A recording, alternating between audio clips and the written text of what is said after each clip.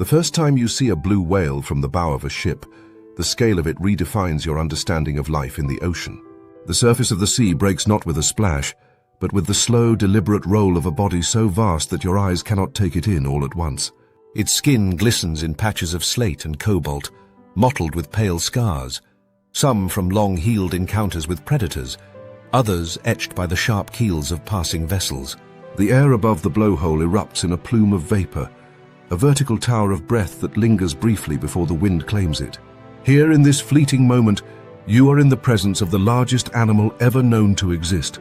Yet this colossal being, with a heart the size of a small car and arteries wide enough to swallow a human arm, is fighting a battle it cannot win by size or strength alone. Despite their immensity, blue whales are victims of a quiet, insidious enemy: sound.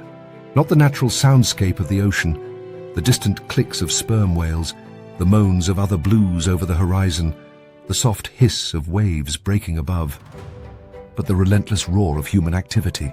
Cargo ships, oil tankers, high-speed ferries and seismic survey vessels have transformed the deep into a cacophony of low-frequency noise. This noise does not injure in the way a harpoon once did. It robs them of connection. Blue whales communicate in frequencies that travel hundreds, even thousands of kilometers. But these calls are now swallowed by the mechanical growl of propellers and engines. This phenomenon, known as sonic masking, erases potential mates from their acoustic world. Imagine the ocean as a vast ballroom where partners once found each other by song. Now picture an unending wall of static drowning those voices out. In the eastern North Pacific, a subpopulation of fewer than 250 mature individuals struggles to sustain itself. They are scattered across thousands of square kilometers, dependent on calls to bridge that distance. A missed call is not merely a lost conversation. It may mean another year without breeding, another season with no calf born to replace the aging giants. Over decades, such missed opportunities compound into collapse. The danger is compounded by how slowly blue whales reproduce. A female may bear a single calf every 2 to 3 years after a gestation that lasts almost 12 months. That calf, born in warm tropical waters, will double its weight within months on the richest milk in the animal kingdom, only to face a gauntlet of challenges on its journey to adulthood. With a maximum lifespan approaching 80 or 90 years, these whales evolved in an ocean where time was on their side. Today, the rate of loss far exceeds the pace at which they can recover. Noise is not the only force working against them, but it is among the least visible and most misunderstood. While ship strikes still kill dozens annually, and changing climate patterns alter the availability of their prey, the dense swarms of krill they filter through baleen plates, it is the acoustic interference that threatens to erase entire subpopulations without a trace. In waters once rich with layered songs, there are now long silences broken only by the drone of passing freighters. Research shows that in quieter ocean periods, such as during the global slowdown of shipping in the early 21st century, blue whale calling activity increases significantly. This suggests that when the static clears, they call more, and perhaps find each other more often. Ecologically, the disappearance of blue whales would not be a quiet loss. They are architects of the marine nutrient cycle. Each time they dive to feed and return to the surface, they release vast plumes of iron-rich fecal matter, fertilizing phytoplankton blooms.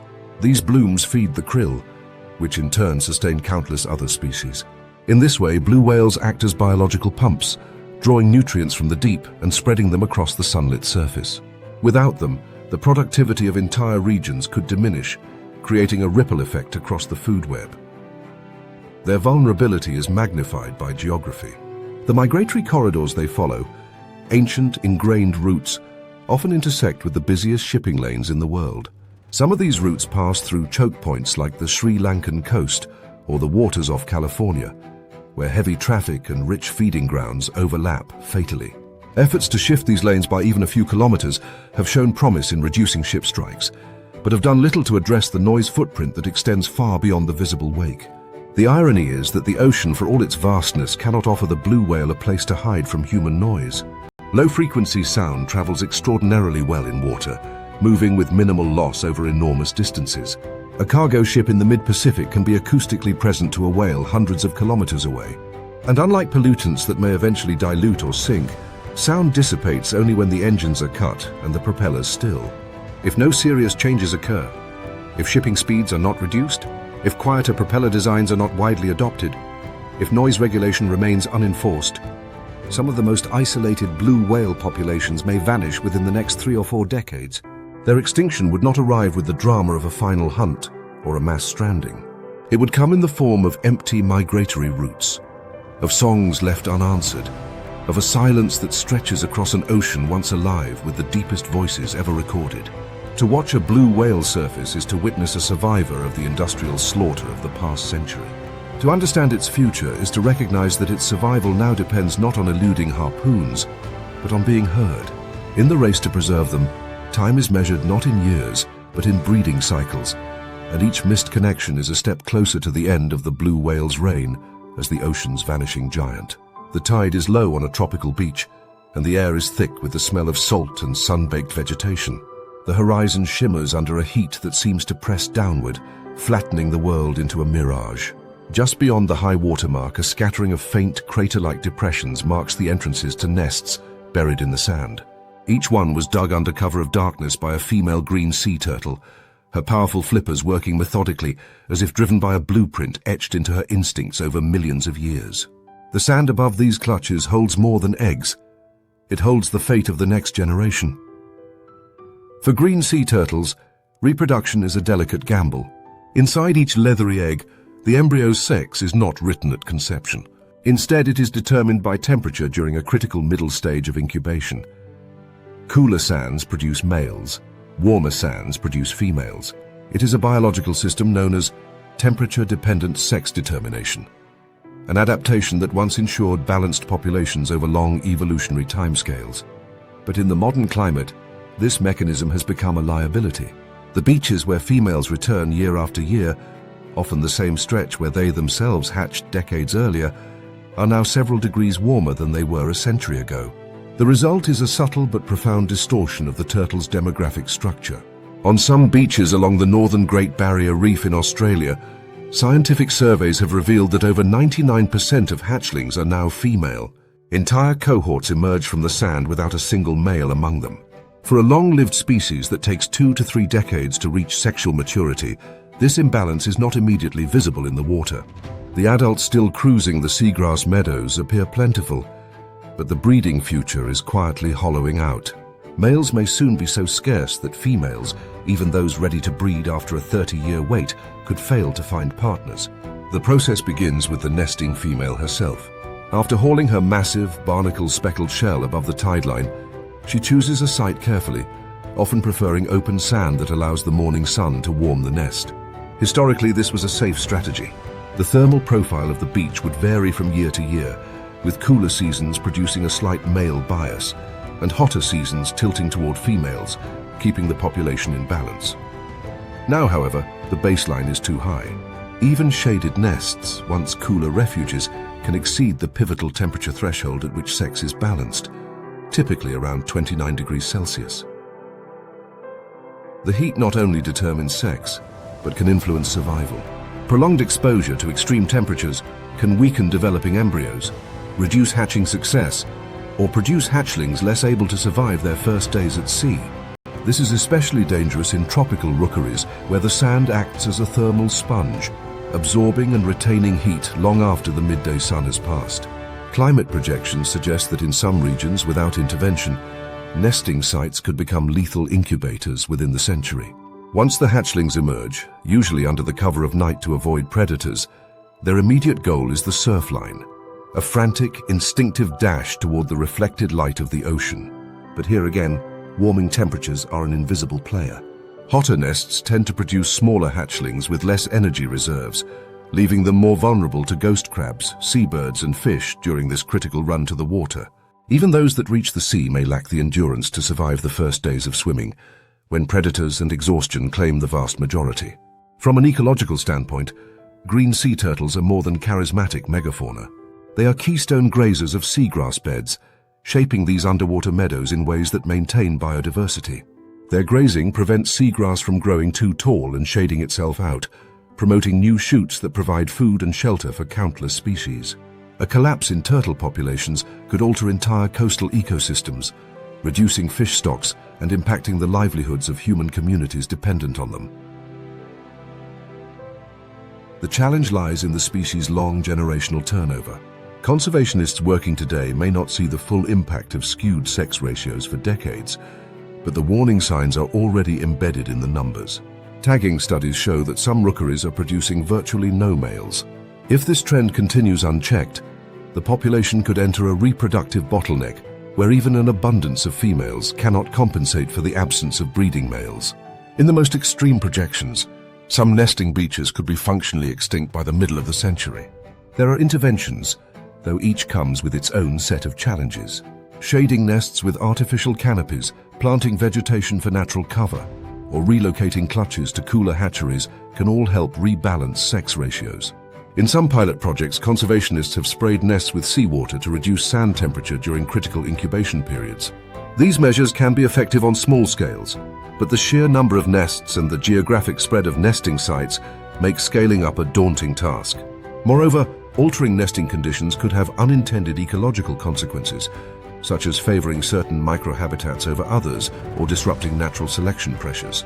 From a broader perspective, the fate of the green sea turtle is tightly linked to the trajectory of climate change. The same rising atmospheric carbon dioxide levels that warm the beaches also acidify the oceans, threatening the seagrass beds these turtles depend on as adults. Loss of feeding grounds compounds the reproductive crisis, meaning that even if sex ratios were corrected, declining food availability could still undermine recovery. This dual front, climate impact on both breeding and feeding, makes their conservation one of the more complex challenges in marine biology. To swim alongside a green sea turtle on a clear, sunlit reef is to encounter a creature perfectly adapted to two worlds. Its limbs, evolved into broad flippers, move with effortless grace in the water, yet can haul its bulk up steep beaches. Its beak is designed to clip seagrass with precision. Its eyes adapted for vision both in air and under the shifting wavelengths of shallow seas. These traits have carried the species through ice ages, shifting continents, and the rise and fall of sea levels. But they cannot shield it from a climate that is changing faster than its reproductive system can adapt. In the end, the danger is not that the green sea turtle will vanish suddenly. It is that its decline will be gradual, almost imperceptible, masked by the slow turnover of its life cycle. By the time absence is obvious, the genetic diversity needed for recovery may already be lost. Without decisive action to cool the sands and curb the heat, the beaches that have launched countless generations could still see hatchlings emerge in the coming decades. But they will almost all be female, stepping into a future where the ocean waits for mates who will never come. In the open blue of the tropics, where the sunlight turns the water into a cathedral of shifting light and shadow, a shadow drifts across the reef. It is not a predator's shadow, nor the silhouette of a passing cloud, but something larger, quieter, and impossibly graceful. A manta ray. Its wings, stretching wider than the height of two grown men, move with a slow, unbroken rhythm, not unlike the beat of a heart. Each glide seems to defy the rules of motion, as though the ocean itself is holding the creature aloft. The manta does not rush. It lets the current carry it, a master of conserving energy in an environment where waste can mean death. But its survival depends on more than movement. It depends on a fragile equilibrium now being dismantled by human hands. The manta ray is a filter feeder, its mouth a perpetual gateway through which thousands of liters of seawater pass every hour. Inside a set of intricate comb-like structures, the gill rakers sieve plankton from the water.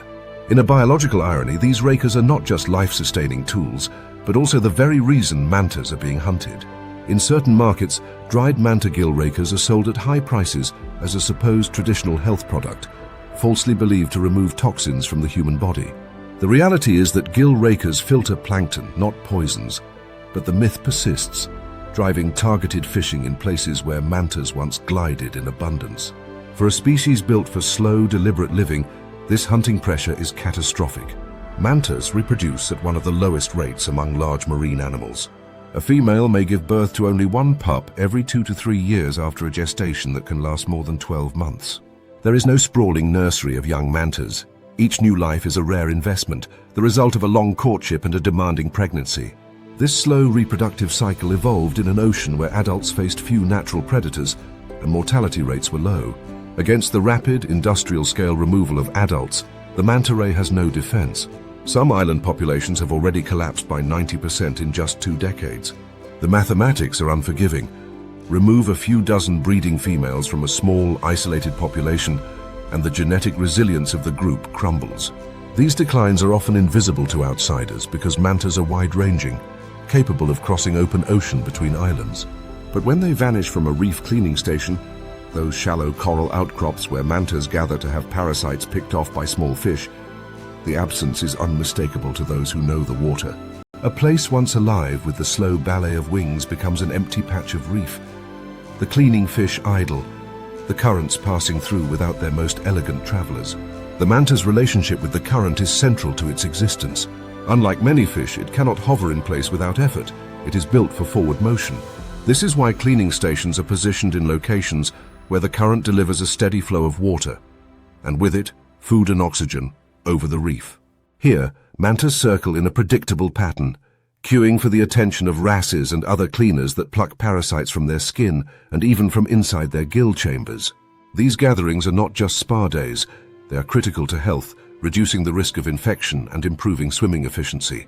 Remove the mantas, and the fish that have co-evolved to service them lose a key source of food, a ripple effect rarely considered in conservation discussions. Even in the absence of fishing pressure, mantas face threats from a changing climate.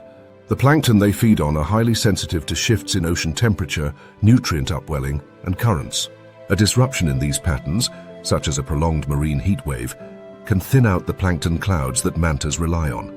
Without dense feeding patches, they must travel farther and burn more energy, creating a survival trade-off that can reduce reproduction even without a single net being cast.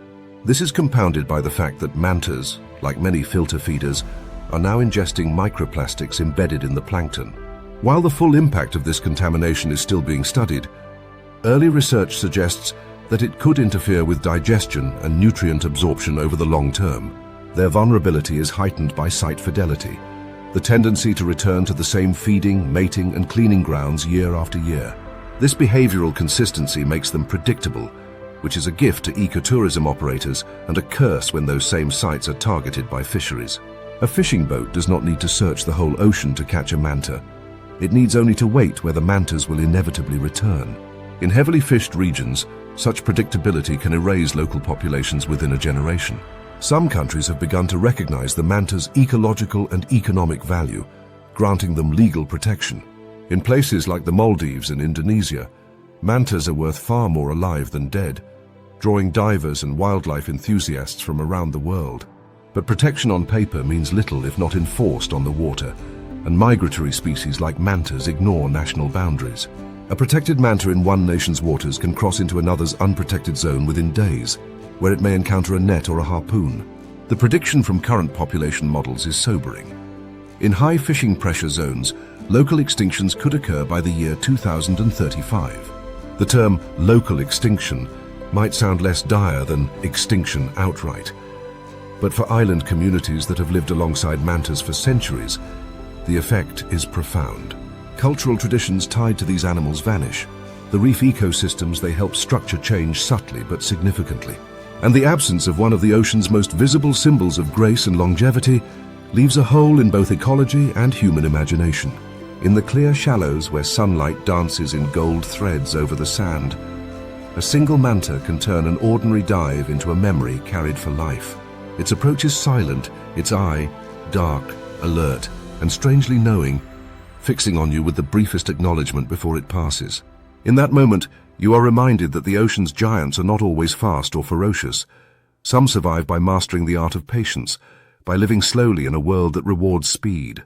But patience is no defense against the speed of human exploitation. If the predictions hold true, future generations in some parts of the world may know mantas only from photographs, their immense wings forever still. And the currents that once carried them like ghosts over the reef will flow on, empty, carrying with them the silent memory of a species that moved as if it had all the time in the world, until it didn't. In the still, shallow waters of a tropical bay, the morning light spreads in ripples across the sandy seabed. The air above is heavy with humidity, but beneath the surface the water moves with a slow, deliberate rhythm, disturbed only by the faint plume of sediment rising where something stirs on the bottom. From the haze a shape emerges, a rounded back, slate grey and scarred from years of close encounters with boats. It is a dugong, one of the last great grazers of the seagrass plains, and in this quiet world its presence feels both serene and fragile, as though the ocean itself is holding its breath. The dugong is a relic from another age, a fully marine relative of elephants that has traded the forests for underwater meadows. Everything about its body is shaped for this life. Paddle-like flippers for slow maneuvering over the substrate, a muscular tail fluke for steady propulsion, and a downturned snout perfectly suited to uprooting seagrass. Unlike dolphins or whales, it does not hunt or chase. It grazes, head down, tracing invisible paths through the meadows in search of tender shoots. It feeds almost constantly, for its digestion is slow and its energy demands are high. In healthy seagrass beds, a dugong can maintain this rhythm for decades, but in today's changing oceans, such stability is becoming rare. For the dugong, food and survival are inseparable from seagrass. These flowering plants, anchored in sandy or muddy bottoms, are among the most productive habitats in the sea. They are nurseries for fish, feeding grounds for countless invertebrates, and powerful carbon sinks that stabilize sediment and slow coastal erosion. For millions of years, dugongs and seagrass coexisted in a feedback loop. Grazing kept the meadows trimmed, which in turn stimulated new growth, ensuring a steady food supply. But this relationship has become dangerously one-sided. Ocean warming is hitting seagrass beds with the same force that bleaching events strike coral reefs. Prolonged heat waves can cause mass die-offs, reducing biomass to a fraction of its original state. Coastal dredging, often carried out to create shipping lanes or expand ports, tears through these habitats in a matter of hours, releasing clouds of sediment that smother what remains. Runoff from agriculture adds another blow, introducing excess nutrients that fuel algal blooms, which in turn block sunlight and starve the grass of energy. Without light, the meadows collapse, and with them, the dugong's only source of sustenance. In some regions, this collapse has been shockingly swift. Japan's Okinawa waters once supported a small but stable dugong population. Today, it is thought that as few as 3 individuals remain, a living ghost population incapable of recovery on its own. These survivors carry the weight of a genetic line that may stretch back unbroken for tens of thousands of years, yet their isolation all but guarantees its end. Their feeding trails still appear on the sandy bottom, faint signatures of persistence in a habitat that no longer exists in abundance. This pattern repeats elsewhere. In the Persian Gulf, where industrial development and extreme heat combine, vast tracts of seagrass have vanished within a single human lifetime. Along parts of the Great Barrier Reef coast, flood events linked to climate change have swept topsoil and debris into the sea, burying meadows under layers of sediment. Dugongs caught in these changing landscapes are left with fewer feeding options, forcing them to travel greater distances between meals. For an animal that can consume over 40 kilograms of seagrass daily, even small reductions in availability can have severe consequences. The dugong's slow life history offers little margin for recovery. Females do not reach sexual maturity until around a decade of age and typically give birth to a single calf after a gestation lasting more than a year. Calves remain dependent for nursing and protection for many months before learning to forage independently.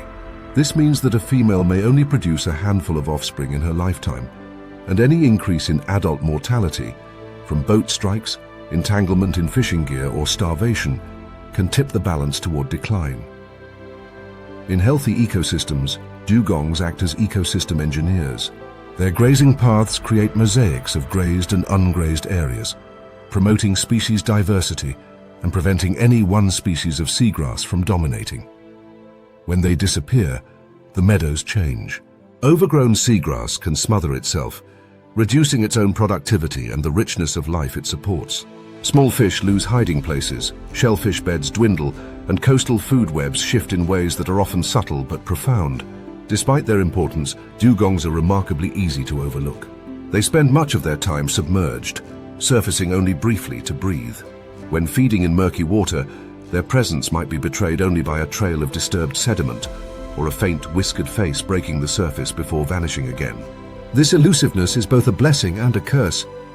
It helps them avoid predators, but it also keeps their decline hidden from public view until the losses are extreme. The prediction for some regions is stark. Without large-scale restoration of seagrass beds and stricter protection from coastal development, entire dugong populations could vanish within 15 years. This is not speculation. It is a timeline already unfolding in places where they have been reduced to double-digit numbers.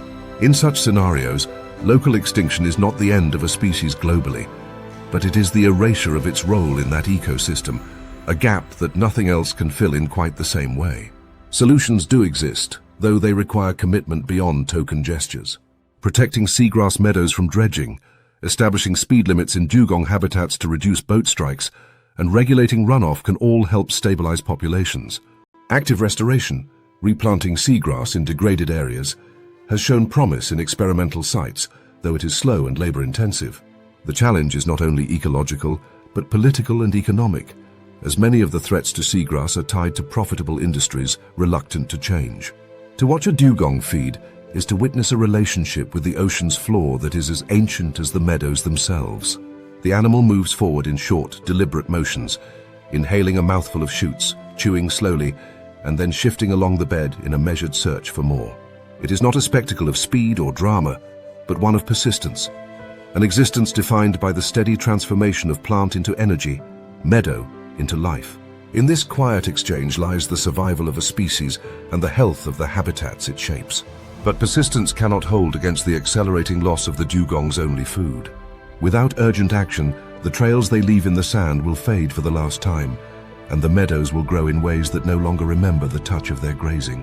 The seagrass will become an orphaned ecosystem, its oldest caretaker gone, and the bays will feel just a little emptier, even if few are there to notice. The sea is calm this morning, a sheet of grey steel broken only by the faint ripples of a dorsal fin slicing through its surface. Just beneath, a black and white form glides with calculated ease, an orca, apex predator of the ocean's temperate and polar seas. Its movements are precise, almost mathematical, the product of millions of years of evolution that have honed muscle, sonar and strategy into a single lethal package. But here, in these coastal waters off the United Kingdom, there is an absence so profound it is almost invisible. No calves swim alongside the adults. No young break the surface in playful bursts of energy. This is a pod of hunters without heirs, a population doomed not by overfishing or whaling, but by a poison that seeps through generations without a sound. The culprit is polychlorinated biphenyls, or PCBs, a class of industrial chemicals once prized for their insulating and non-flammable properties. They were used in everything from electrical transformers to paint additives, until decades of evidence made it impossible to ignore their toxicity. Banned in many countries by the late 20th century, PCBs did not vanish with the stroke of a pen.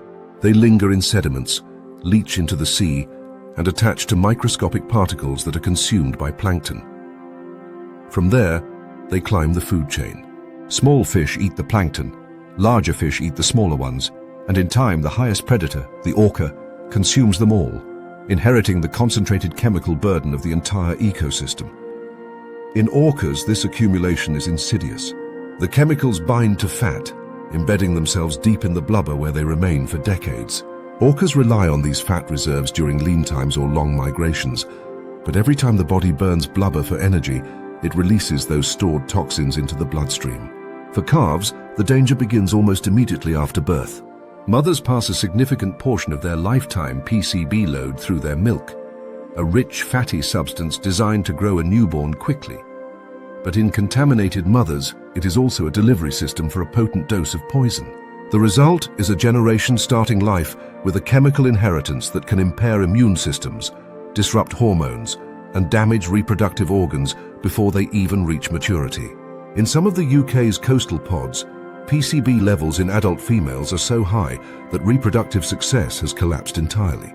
Researchers have documented pods where no calf has been born in decades, effectively rendering them functionally sterile. These animals continue to hunt, socialize, and traverse their territories with all the appearance of normality. Yet their social structures are hollowed out from within. The absence of calves is not immediately apparent to casual observers, but to scientists, it is the sound of a clock ticking toward extinction. The biology of the orca makes this threat particularly severe. These are long-lived animals, with females capable of living 70 to 90 years and males often reaching 50 or 60. They reproduce slowly, with long intervals between births and extended parental care. A female might produce only 5 or 6 calves in her lifetime under optimal conditions. Remove even a fraction of her reproductive potential, and recovery becomes almost impossible. The combination of low reproductive rate and high contaminant load means that once a population begins to decline, it can spiral downward for generations. Unlike threats such as overfishing or ship strikes, PCB contamination offers no visible cue to its presence. There is no net to cut, no propeller wound to heal. The poison works invisibly, carried in the tissues, passed from mother to child, cycling through bodies until the population reaches a tipping point from which it cannot return. This is why even in places where prey is abundant and habitats are protected, orcas can still vanish.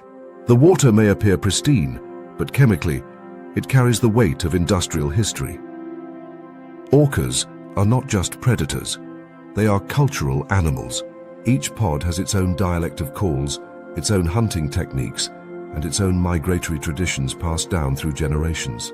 In the UK, coastal pods have been observed targeting seals with remarkable precision, using strategies unique to their group. When such a pod disappears, it is not only a loss of individuals, but the extinction of a culture that has no parallel elsewhere in the world.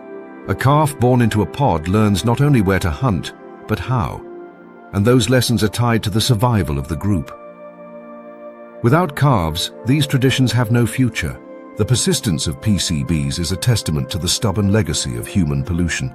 Resistant to breakdown, they remain in marine sediments for decades, especially in colder waters where decomposition is slow. Storm events, dredging, and even natural sediment shifts can resuspend these chemicals, allowing them to re-enter the food web long after their initial release. In some heavily contaminated zones, fish and marine mammals still carry PCB concentrations exceeding safety thresholds set for human consumption, despite the chemicals being banned for over 40 years. Efforts to mitigate the problem face daunting challenges. While reducing new inputs is essential, it does nothing to remove what is already present. Cleanup of contaminated sediments is expensive and logistically complex, especially in dynamic marine environments. For highly mobile predators like orcas, even localized cleanup may have limited benefit if their foraging grounds span hundreds or thousands of kilometers, intersecting multiple contaminated sites. The prediction for these sterile pods is grim. Without intervention, and perhaps even with it, they will vanish within the next generation. This does not mean a dramatic mass die-off. Instead, the pod will simply age without replacement. One by one, the adults will die, their blubber-rich carcasses sometimes washing ashore, releasing the chemicals back into the environment as they decay. The cycle is cruelly self-perpetuating. Yet in other parts of the world, there are signs of hope. Some orca populations with lower contaminant loads are reproducing successfully, and the creation of PCB-free zones through targeted remediation has been discussed in conservation circles. These examples suggest that while the problem is deeply entrenched, it is not entirely beyond repair. But time is short, and for the UK's most contaminated pods, the window for action is closing rapidly. To see an orca in the wild is to feel the presence of something both alien and familiar, an intelligence honed in a different element, yet driven by bonds and traditions we recognize in ourselves. It is a predator that can coordinate hunts with split-second timing, yet also linger beside a sick companion. But no amount of social cohesion or hunting skill can counteract the slow, silent weight of PCBs in its tissues. If these pods disappear, they will do so not with a splash, but with the quiet passing of a generation that could no longer create the next. The air above the Antarctic coast is a constant swirl of sound, the overlapping brays and calls of tens of thousands of penguins mingling with the hiss of the wind and the crash of distant waves against pack ice. From a distance, the colony seems eternal, a living tapestry of black and white stitched across the rocky shore. But step closer, and you begin to see the truth hidden between the figures. Patches of empty space where chicks once huddled, the bleached remains of eggs, and the still forms of young that never reached the sea. Penguins are creatures of exquisite timing. Every year they return to the same breeding grounds, synchronized with the seasonal boom of life in the Southern Ocean. The strategy is simple. Lay eggs when the ice retreats and the days grow long, so that chicks hatch just as the seas fill with krill, the tiny shrimp-like crustaceans that form the foundation of their diet. This timing has been refined over countless generations, hardwired into the instincts of every adult that shuffles up the shore to build its nest. But in the modern Antarctic, the rhythm is breaking. The seas are warming, And with that warmth, the krill are moving. These crustaceans are highly sensitive to water temperature and depend on sea ice as a nursery, feeding on the algae that grows on its underside. As ice melts earlier in the season and recedes farther south, krill populations are shifting with it, often tens or hundreds of kilometers away from traditional penguin feeding zones. For the adult penguins, this means longer foraging trips to find enough food. For their chicks, it means waiting in the cold, unprotected, for parents who may not return in time. In 2017, this timing mismatch played out in catastrophic fashion for one Adelie penguin colony on the Antarctic Peninsula. The breeding season began as usual, but an unseasonably long stretch of sea ice forced adults to travel much farther to find krill. While they were gone, storms battered the nesting grounds. Chicks, still covered in down and unable to regulate their body temperature fully, were left exposed. By the season's end, 18,000 chicks had perished. Only 2 survived, a number so small it reads like a misprint until you stand among the silence it left behind. Such events are not isolated accidents. They are becoming signals of a deeper unraveling. Penguins rely on krill not only for themselves, but for the stability of the entire breeding system. A single chick can consume hundreds of grams of krill per day during peak growth. Without that steady supply, their development stalls. They lose the insulating fat and waterproof feathering needed for the dangerous swim to sea. Those that attempt it weak and underweight are quickly claimed by predators or the cold. The threat is amplified for subantarctic species that live closer to the northern limits of the Southern Ocean's cold waters. For these populations, warming trends are more pronounced, and their prey base is shifting even faster. Studies suggest that some subantarctic species could lose half of their colonies by the middle of the century if current patterns continue. Unlike adelies or emperors, which are adapted to extreme cold, these penguins cannot simply move deeper into the Antarctic. Their breeding habitats are tied to specific islands and coastal features. Once conditions deteriorate, their options are few. Ecologically, the decline of penguins sends ripples through the system. They are both predators and prey, linking the microscopic world of phytoplankton and algae, which fuel the krill, to larger predators like leopard seals, skuas and orcas. Remove or significantly reduce penguin populations, and those connections weaken. Predators lose a food source. Prey species like krill may fluctuate unpredictably without the pressure of penguin predation. The result is an unstable web, vulnerable to collapse under even minor additional stresses. What makes the penguin's plight so striking is how much of it is invisible to the casual observer. Tourists arriving during a strong breeding year might see thousands of adults marching in tight lines from the surf to their nests, oblivious to the fact that in other years, these same paths have been walked in vain. To understand the danger, you have to follow them out to sea, where the warm currents are quietly redrawing the map of their foraging grounds. The adults are capable swimmers, able to dive hundreds of meters and travel dozens of kilometers in a day.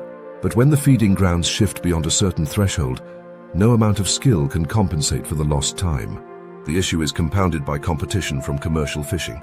In some areas, krill fisheries operate close to penguin foraging zones, targeting the same dense swarms the birds rely on. While the total global catch remains a fraction of estimated krill biomass, localized depletion during breeding season can be devastating.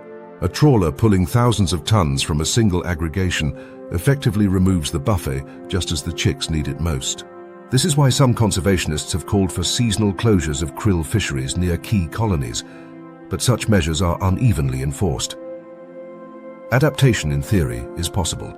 Some penguin populations have shown the ability to shift breeding timing or forage over larger ranges, but these changes come at a cost.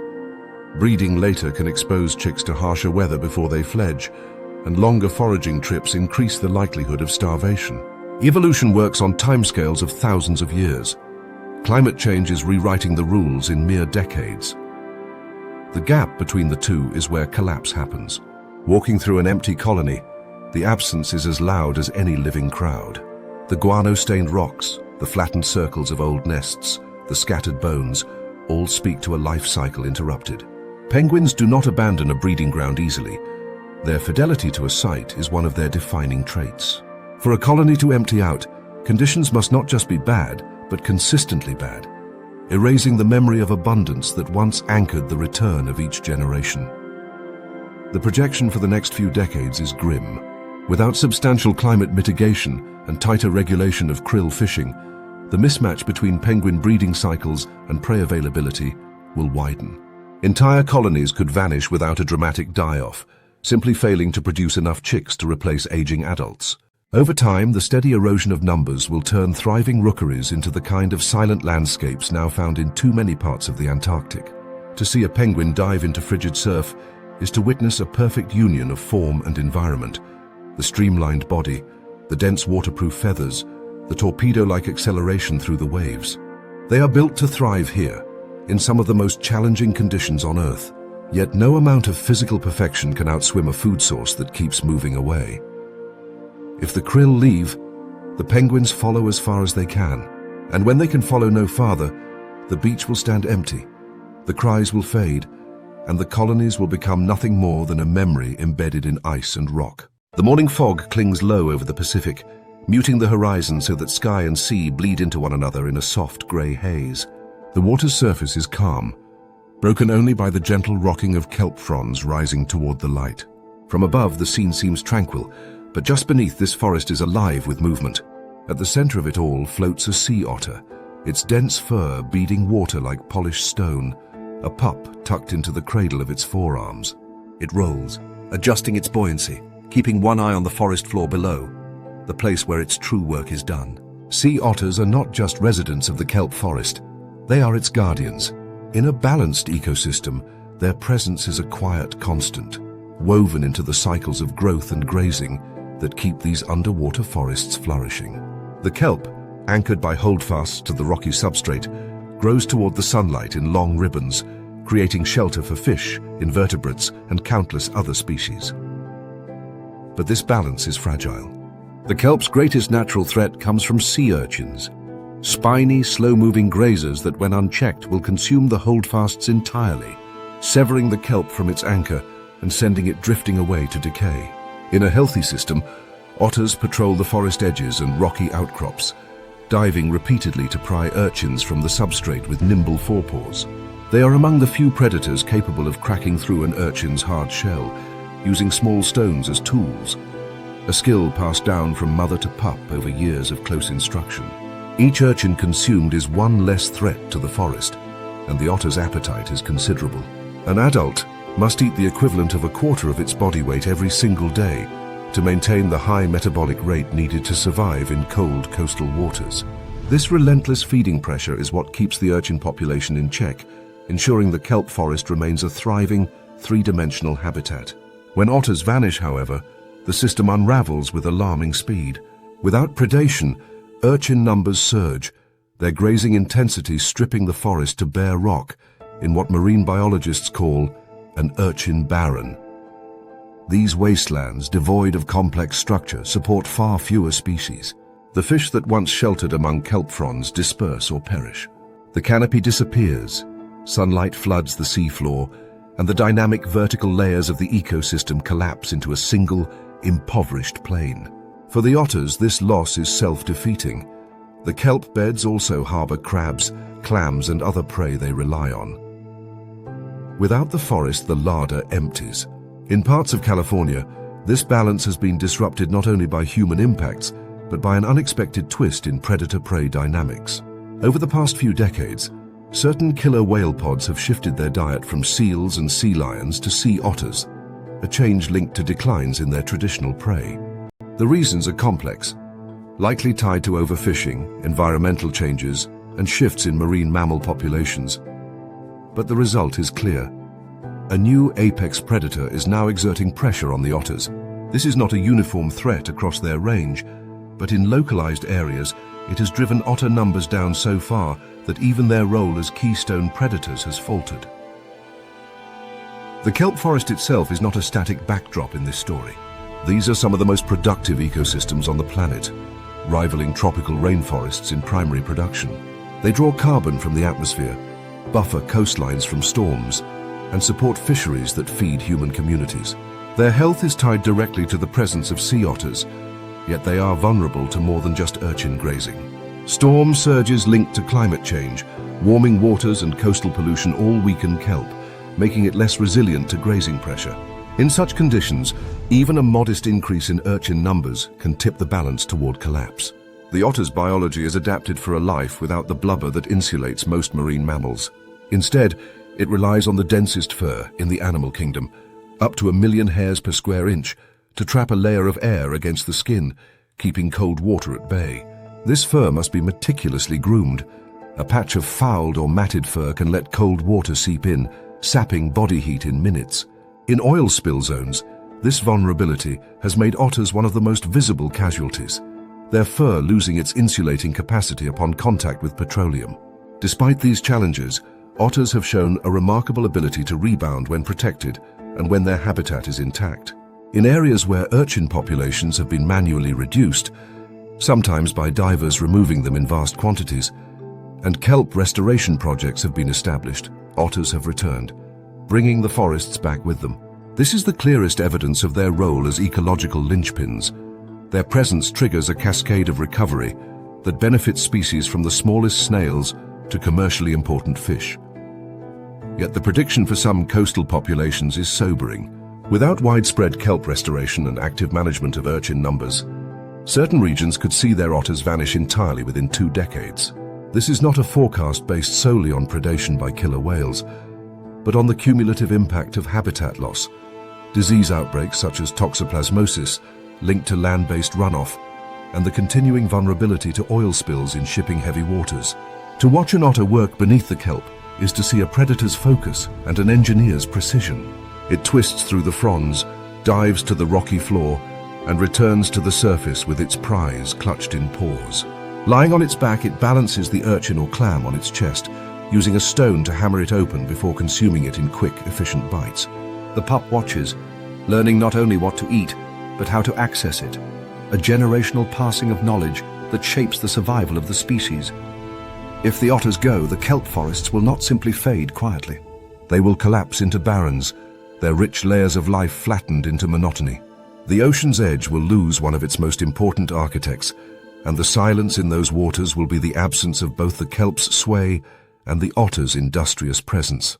The loss will not just be ecological, it will be cultural, stripping away one of the most charismatic symbols of the North Pacific coast, a creature whose survival is inseparable from the forests it keeps. The first sign of a humpback whale is often a column of mist rising from the surface, a breath exhaled into the cold air, suspended for a moment before the wind tears it apart.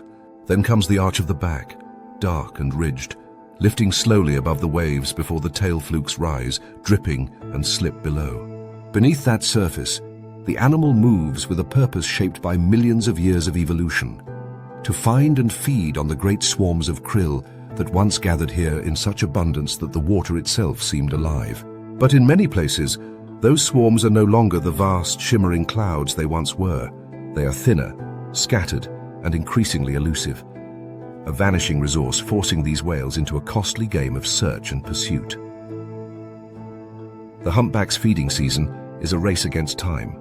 They spend months in polar and subpolar waters, gorging on krill and small schooling fish to build the fat reserves that will sustain them through long migrations to tropical breeding grounds. In these warm waters, food is scarce, and adults often go without feeding for weeks or months.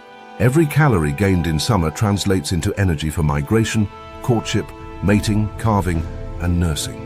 When prey is abundant and concentrated, the system works. When it is not, the entire life cycle begins to falter. Krill, the foundation of this cycle, are highly sensitive to the conditions that shape their habitat. They feed primarily on phytoplankton, which in turn depend on nutrients stirred up by upwelling currents and the seasonal retreat of sea ice. Climate change disrupts each of these processes in different ways. Warming seas alter current patterns, shifting nutrient flows. Reduced sea ice diminishes the algae-rich environment where juvenile krill grow. Ocean acidification, another byproduct of elevated carbon dioxide, can affect krill development and survival.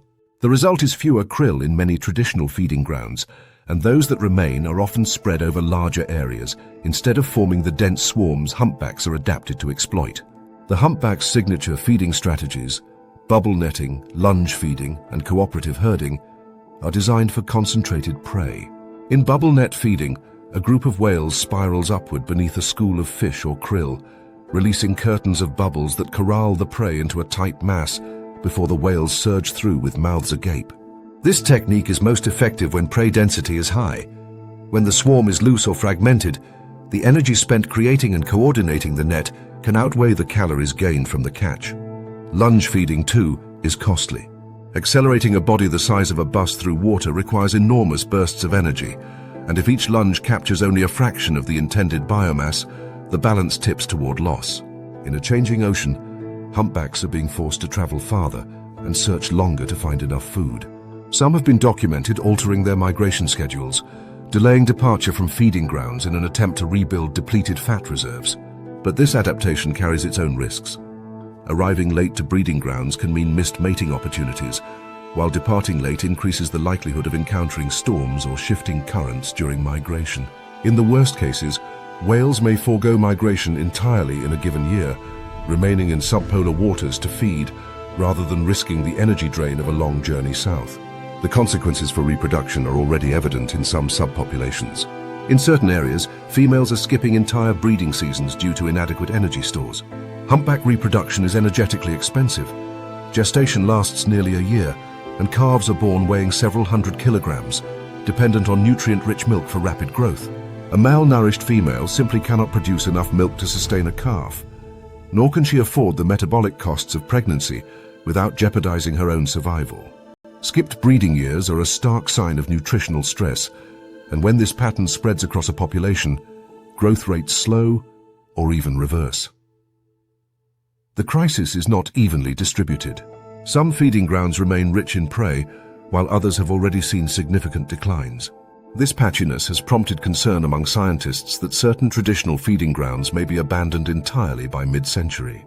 Humpbacks are creatures of habit, returning to the same feeding and breeding grounds year after year, a fidelity passed from mother to calf. Losing a feeding ground is not simply a matter of finding another. It is the loss of a cultural and ecological anchor, a disruption that can cascade through the interconnected lives of these whales. The abandonment of a feeding ground affects more than just humpbacks. These whales play a role in nutrient cycling, bringing iron and other essential elements from deep waters to the surface in their fecal plumes. This fertilizes phytoplankton blooms, which feed krill and other planktonic life, reinforcing the very food chain the whales depend on. Remove the whales and the cycle weakens, potentially further reducing the productivity of the area. This feedback loop illustrates the complexity of marine ecosystems, where the decline of one species can reverberate far beyond its immediate niche. Efforts to protect humpback feeding grounds often focus on reducing direct human impacts, limiting ship traffic, minimizing entanglement risks from fishing gear, and regulating noise pollution. While these measures are vital, they do not address the underlying shift in prey availability driven by climate change. Mitigation here is far more challenging, requiring global reductions in greenhouse gas emissions and local management of fisheries that target krill. In some regions, krill are harvested for aquaculture feed and dietary supplements, adding a layer of competition that further pressures the whales. From the surface, the sight of a humpback breaching, launching its massive body clear of the water and crashing back in a cascade of spray, remains a powerful image of ocean vitality. Yet beneath this display of strength lies a precarious balance. These are animals finely tuned to a world where prey is abundant, predictable, and worth the energy to chase. The more that world fragments, the more the humpback's strategies work against it, demanding high effort for diminishing returns. If the predictions hold, and certain feeding grounds are indeed abandoned by the middle of this century, the loss will be twofold. The whales will lose a vital source of life, and the seas will lose one of their great seasonal spectacles. The summer congregations, the coordinated hunts, the deep, resonant songs carried between dives, all will fade from those waters, leaving only the empty swell of the ocean and the knowledge that its giants once thrived here, when the prey still gathered in numbers worth the chase. The sea floor of a tropical lagoon lies in stillness, a patchwork of pale sand and scattered coral heads, the water above it glassy and warm. To an untrained eye, nothing moves here, but then the sand shifts, subtly as though exhaling. A faint outline emerges, a pair of eyes set high on a flat, diamond-shaped body, spiracles gently pulsing as water is drawn in to pass over gills hidden beneath. This is a stingray, perfectly adapted to vanish into its surroundings. In its world, invisibility is safety. an ancient defense against the sharks, groupers, and other predators that patrol the shallows. But there is no defense against the nets. Unlike targeted species, stingrays rarely swim into trouble deliberately. They are swept into it. Along coastlines where shrimp trawlers work day and night, enormous weighted nets are dragged across the bottom, indiscriminately gathering life in their path. The catch may be sorted on deck, but by the time the non-targeted species, the bycatch, are hauled up, exposed to air, and thrown back, many are already dead. For stingrays, whose bodies are not built to withstand prolonged compression or air exposure, survival rates in these encounters are low. Entire age classes can be wiped out in a single season without anyone noticing. The stingray's low public profile is part of the problem. Conservation resources tend to flow toward charismatic species: sharks, sea turtles, dolphins, animals that inspire tourism, merchandise, and emotional appeal. Stingrays, despite their role as top or mid-level predators in many reef ecosystems, are often seen as little more than background fauna. Their slow, gliding movements do not ignite the same fascination as the speed of a hunting marlin or the breach of a whale. Even their most famous moment in the public eye, the feeding congregations at tourist sites like Grand Cayman's Stingray City, has done little to elevate their conservation status. This neglect comes at a cost.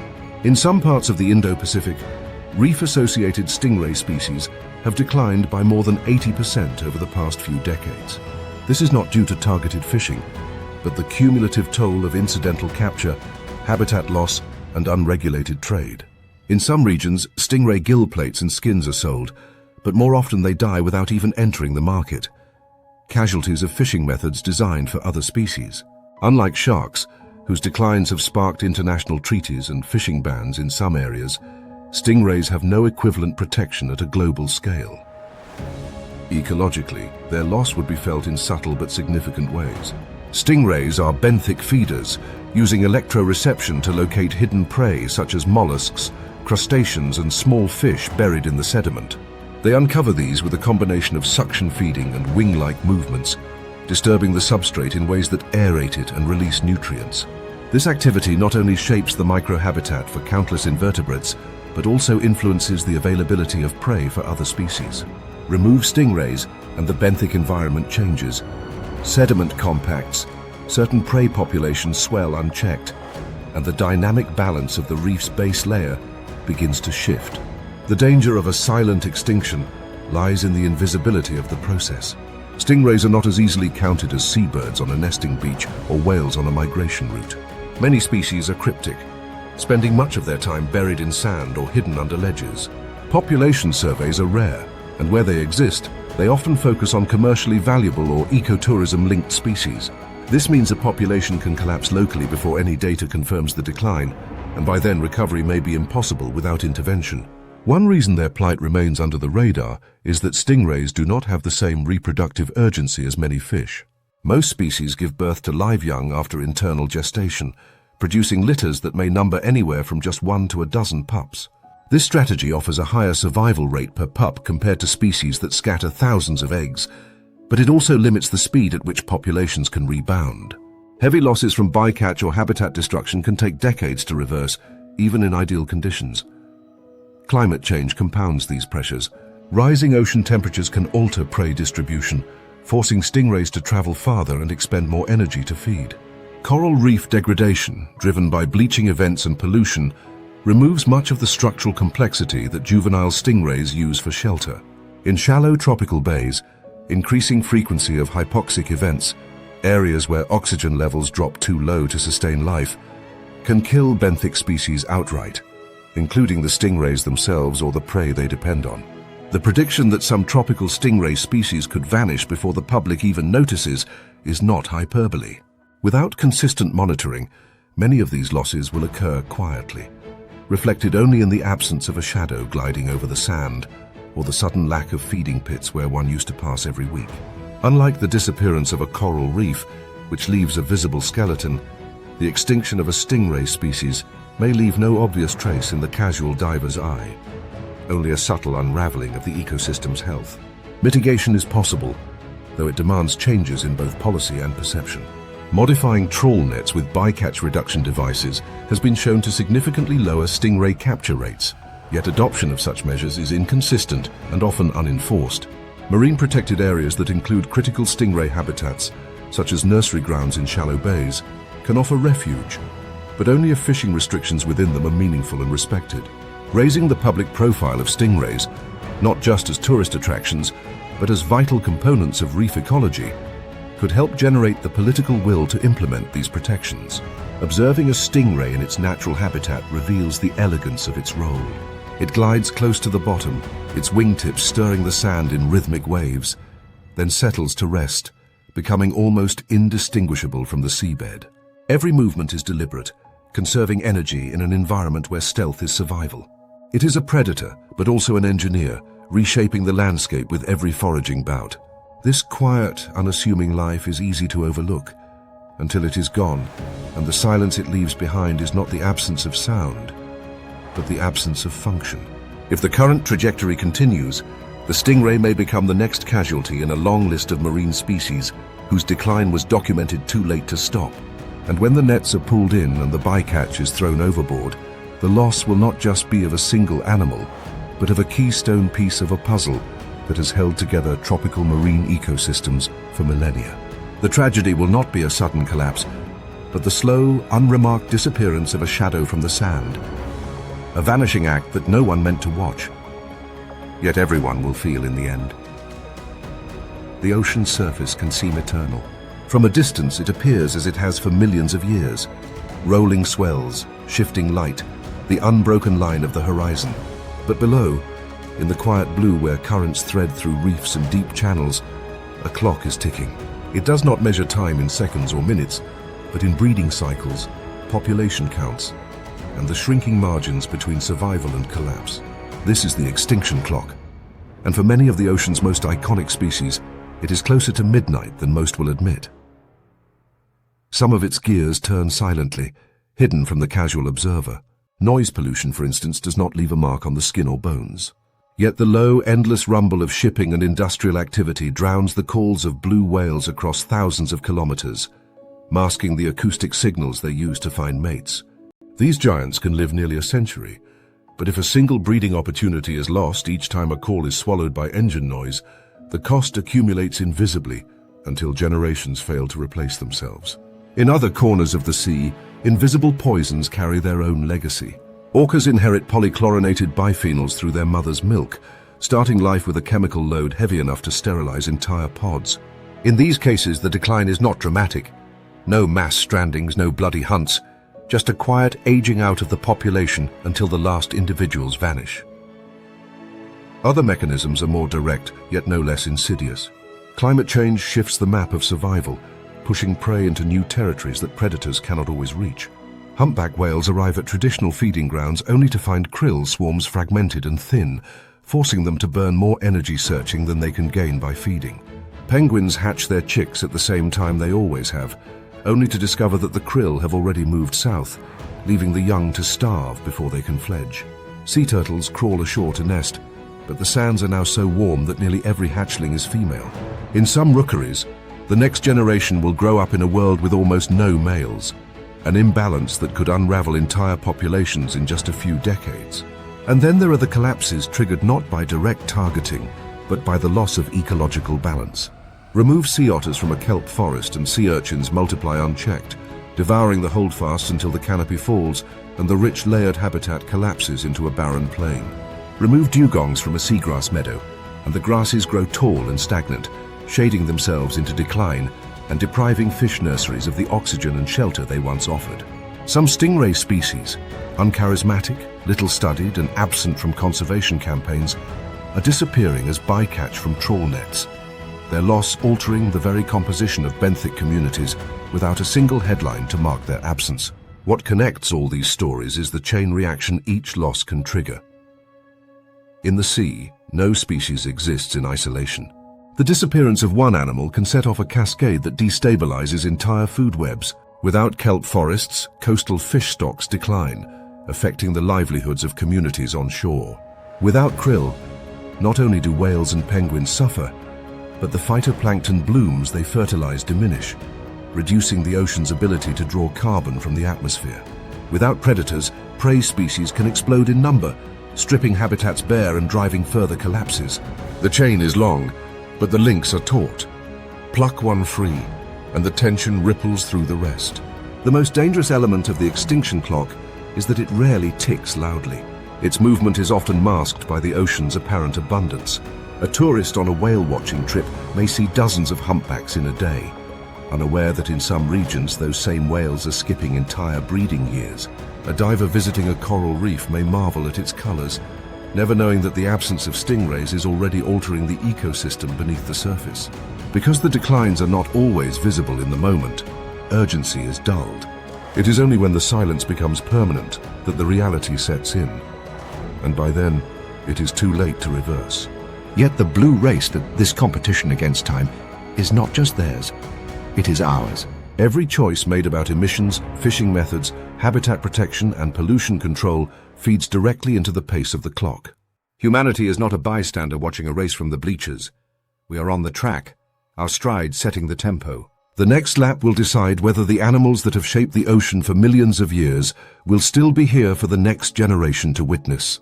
The psychological twist is in the recognition that losing them is not just about losing beauty or even biodiversity. It is about losing the systems that make the ocean function, the nutrient pumps, the carbon sinks, the habitat architects, the prey regulators. Remove enough of these pieces and the ocean will still exist, but it will be a different ocean, stripped of the complexity that makes it resilient. And the costs will not stay offshore. The collapse of marine systems will touch food security, climate stability, and the very oxygen balance of the planet. As the tide turns and the day draws to its end, the surface of the sea catches the light, throwing shards of gold across the swells. It looks timeless. But somewhere beneath that calm, a whale calls into the deep unheard. Somewhere else, a nesting beach bakes under a relentless sun. In the kelp, a gap appears where an otter once foraged. These moments are not separate. They are chapters in the same story, a story still being written. Whether the last lap of the blue race ends in silence or survival will depend on whether we see the clock for what it is, and whether we decide to change its speed before it runs out.